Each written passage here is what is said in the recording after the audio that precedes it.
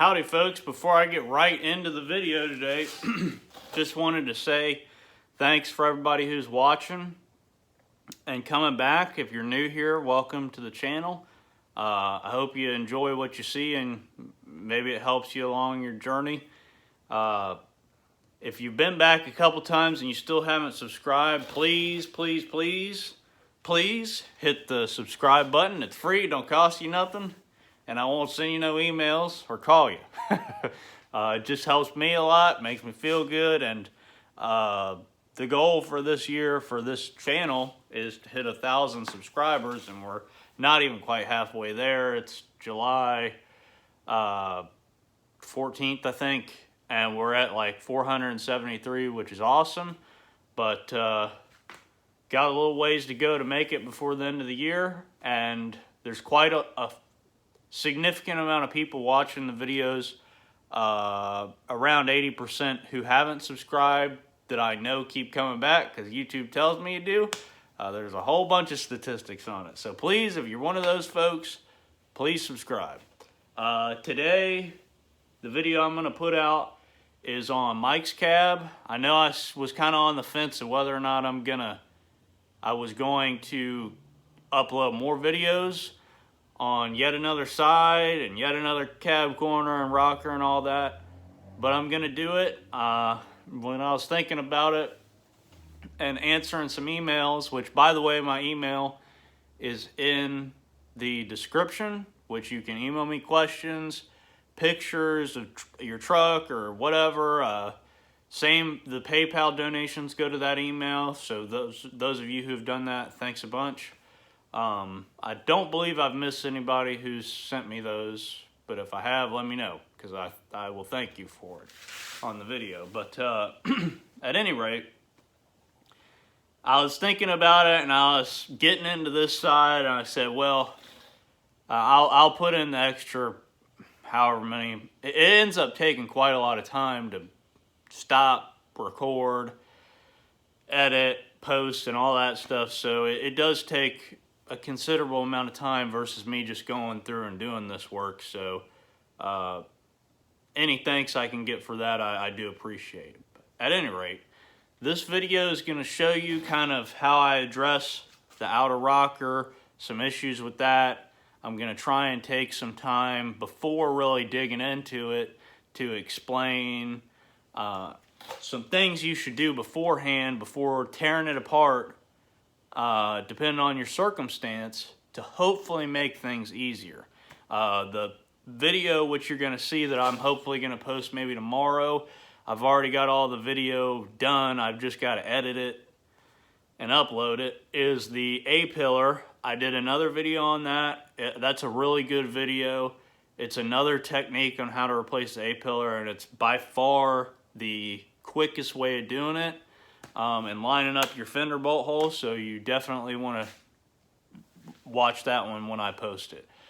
So at any rate, once again, sorry for the almost 4-minute spiel here about what's going on, but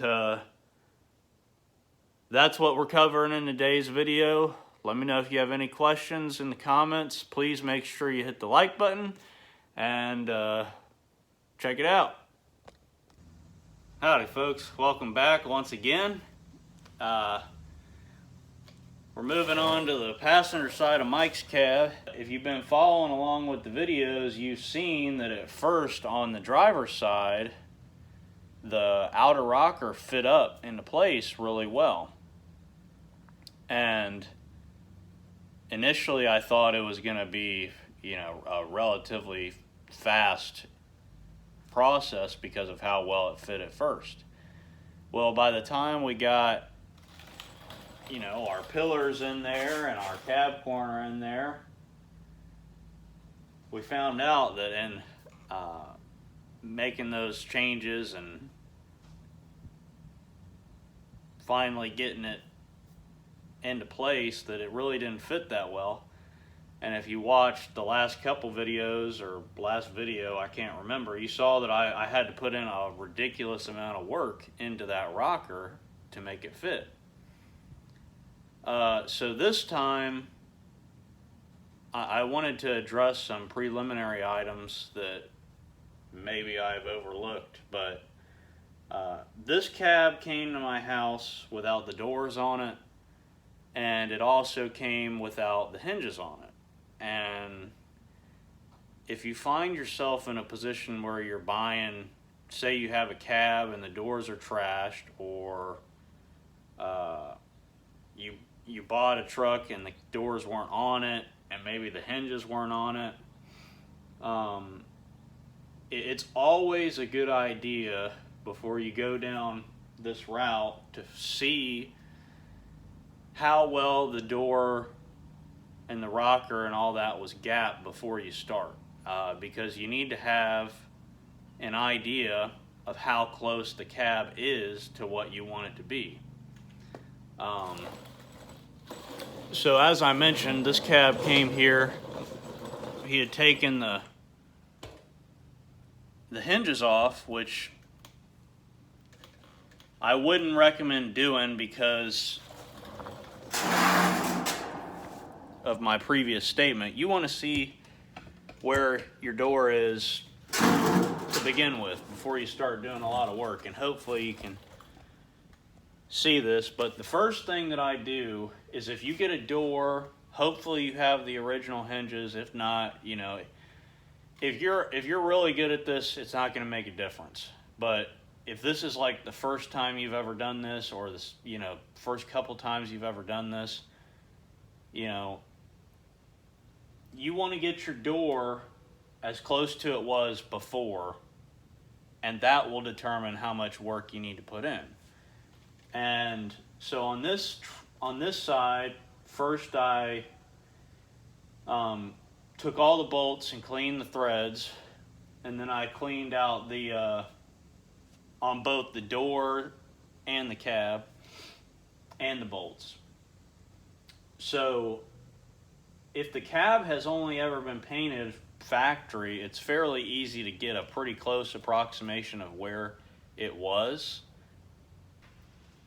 If it's only ever been painted once, you can kind of see where the hinge set, and you can also see kind of where the washers on the bolts set. So you can get it pretty close.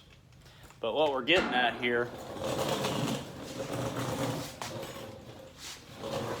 is, let's see if you can see this very well, which I don't know if at this height you're going to be able to see it that well. Let's see.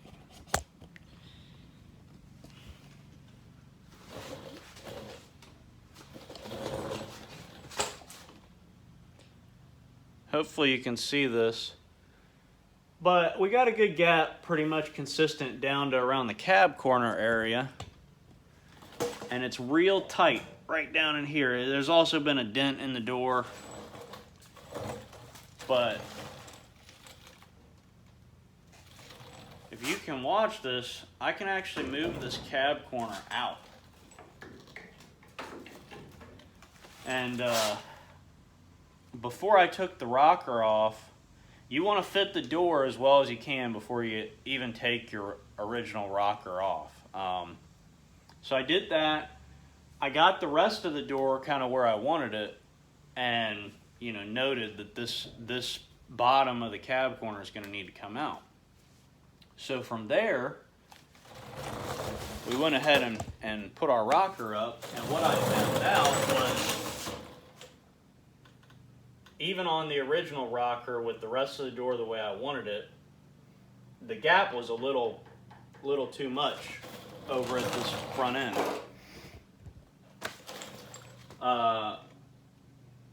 And I also took a straight edge along the bottom of this floor pan stamp, and it's not exactly even. It's a little short down and back at the back, and then a little tall in here. And I'm actually going to cut a sliver off of the bottom to try and be able to bring that front end up a little bit. So we're going to try and take some preliminary steps to cause us hopefully less work on this side. Another thing I'll show you is this ledge. This is where your outer rocker sits, which I'll put it on and we'll look at it. When I put that when I put the outer rocker in there, it did space it back out a little bit, so the gap's not too bad at the bottom. It still is a little close down in here, but if we drop you down, which you're already a little lower than I am, so maybe it's more apparent at the moment. But your eyes can play tricks on you. So I always use a ruler, just because stare at one thing too long, you start seeing things. But I've been going about 1/4 of an inch on these door bottoms, and that's about 3/8.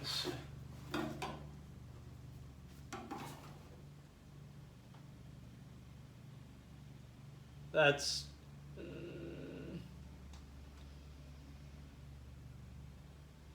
5/16. There's some variation in there, and one thing I have been noticing, which I can't remember if I've noted before, is the front, like 5 to 6 inches of these rockers drop down. They all do that. There's a section in here that recesses on the rocker for your door edge to flip around. And on all of them, they drop down. So say it goes from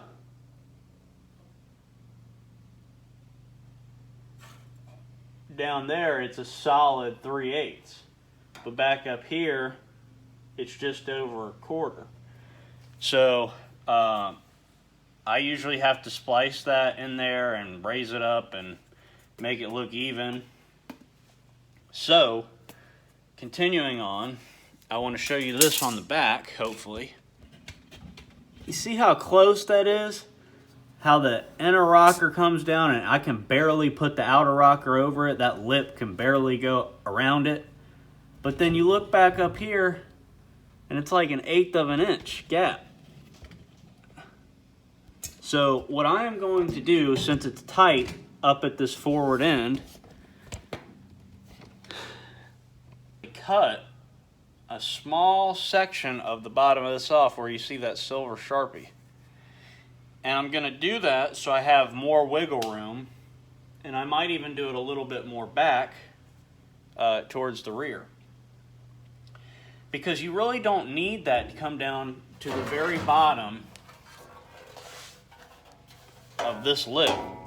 You got a generous about 1/2 inch of section right here, and that's where your spot welds are going to go through.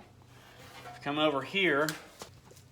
Yeah, you can kind of see them. I tend to do them almost up to the curve. And if you look on the back side of this side, it's got about 1/8 inch all the way down gap between the inner and the outer, and it is tight up there in the front. Another thing we'll note is these lips that come over the weather strip lips, they vary a lot in thickness. You can see where I kind of trimmed it down a little bit, but then up here I had to trim it down some more to get that distance. And that gap, you want to measure that too on your truck before you take your rocker off, just to see where it was at. It's not that important. You can tell that, and these are not flush, by the way. At least not at this end. It changes up forward, but there's a lot of differentiation between these cabs. So don't let that throw you off too much. The only thing that matters about that channel is your weather stripping. That's the only thing that serves purpose of. This is press-on weather stripping. Okay, so you see this little channel right here that actually fits down over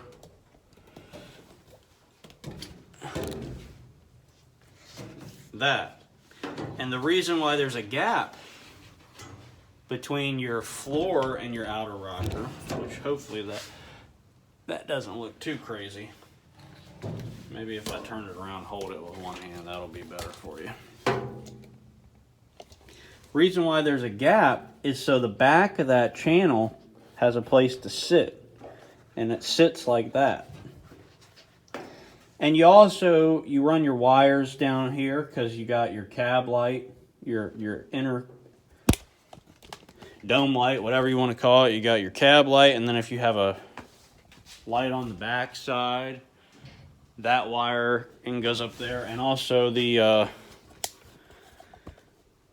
gas tank sending unit wire goes through that channel. So don't let that kind of get you hemmed up too much. It doesn't matter.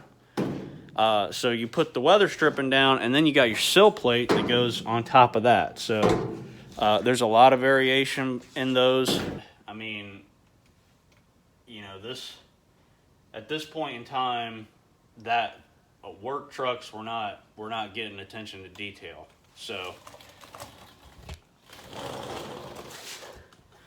we need to keep in mind a few things. We need to get this cab corner over. But my first priority is trying to make sure that my outer rocker is going to fit good where I want it to, with some wiggle room. Okay, so once I can do that, we'll come back in a second after I cut this off, and we'll see where we're at, and then come up with a game plan on this section. I trimmed that off, and I've got more wiggle room.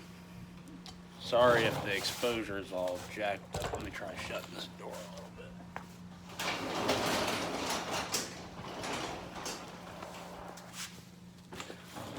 Yeah, there we go. Okay, so trim that up a little bit so I got some more wiggle room.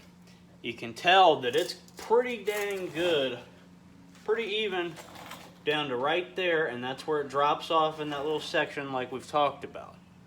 But the rest of it's pretty darn close, and I'm happy with that. Now, we've got this where we want it, but the question is, how does the inside look? Because we got a few little intricate areas in there, as you know by now, that we've got to look out for. Make sure we're not creating even more work for ourselves. So let's take a peek.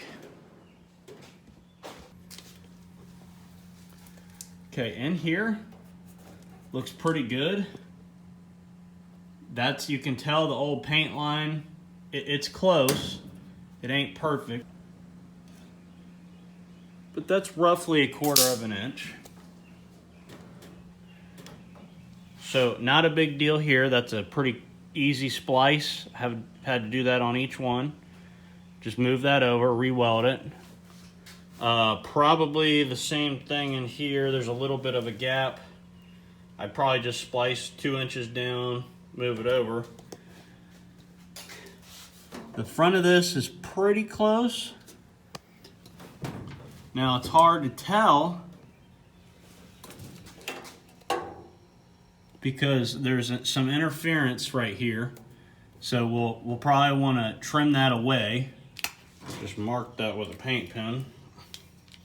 So I can come back with the grinder and cut away some of that interference. But that's pretty close. Now let's look at our gap between our outer rocker and our floor pan. Up here, not too bad. But then you look down here and you're looking at it like, well, what the hell is going on? I've got like literally less than 1/8 of an inch. If you look at the stamp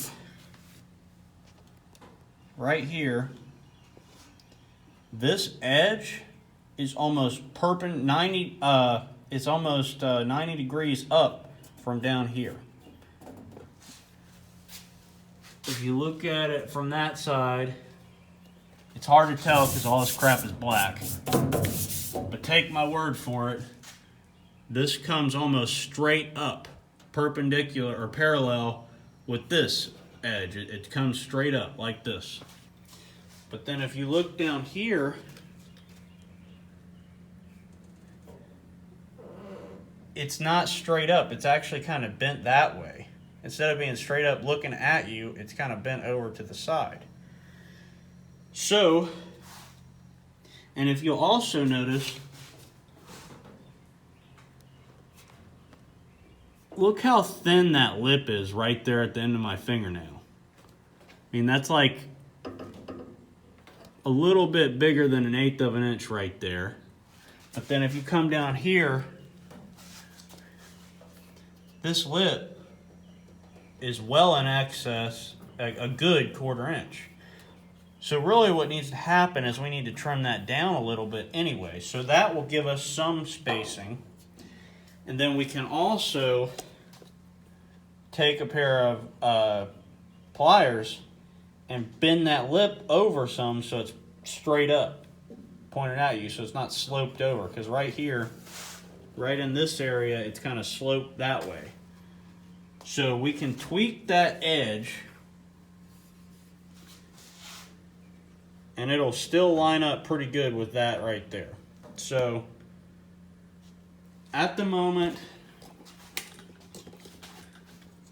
you know, don't let this gap right here freak you out. Look at it the way I just did. And now also, another thing to consider looking at this is if I cut, if I went in and cut that and got some clearance so I can move this outer rocker into place a little bit more, that's actually going to move that gap even closer down in here.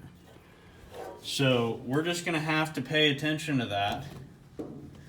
And perhaps what should happen is the outer rocker should stay where it's at, but we'll splice this and move it over. So that way, just up in here, it's just make some splices in here to move the top of it over without impacting it down here. So we'll just have to see. Once again, my apologies for the lighting. That's a hard spot to get lit up. You know, this kind of goes back to none of this stuff is perfect. So you just got to make it work. And remember that the important part is the outside is this in here, this area where all this stuff comes in. You want to make sure that this is kind of flush and make sure that that's flush with the seam. And you want to make sure that your door gap is good on the bottom of the rocker. Now looking down the side, that rocker where it's sitting at now is actually pretty good. It's not really poking out any. There's a spot right here, but that's actually where the door is kind of bent in a little bit. You know, fingers crossed, this side will go better than the other side. So now you're going to ask, what's next?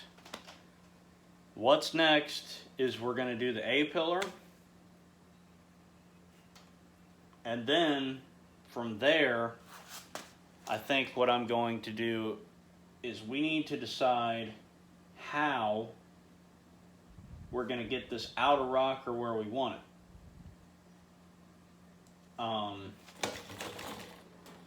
Or this cab corner where we want it, because it needs to go over some. Remove our outer rocker.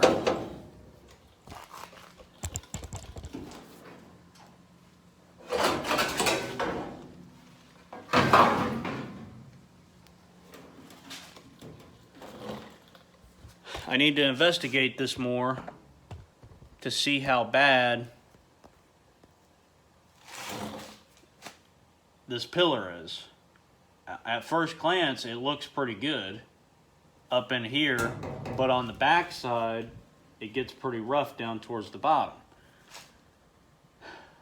And, you know, we don't want to replace more than we have to. So, what I'm hoping is to be able to cut it off about down here. But we'll have to see. We need to take a couple things into consideration here. We want the rest of this metal to be relaxed. So if we pull this out, we might create some stress somewhere else. Now this truck had a big dent up here, which I pulled out partially just to try and make sure that this is relatively relaxed metal down here and in its regular state. Because if you got a big dent up here, it might pull the metal up that way. So I pulled it out, I'd say 80%. It still needs some finesse work. I'm not doing that. Whoever does the body work on it will do it, but there was some damage here. So what the best route might be is find where our cab corner is bad, which is gonna, or has good metal, which is probably gonna be up in here somewhere. Cut it off, fit up our new cab corner and see how that lays. We might just go ahead and cut it off because